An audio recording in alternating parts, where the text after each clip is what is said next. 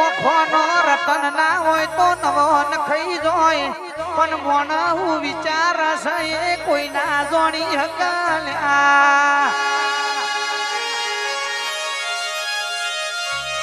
એ વિચાર શક્તિ જોન તો દેરું જોણ ભાઈ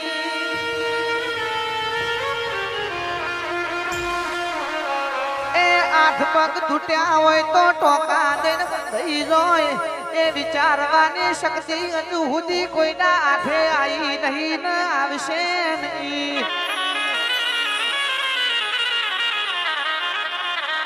એ મારા ગોગા ખમા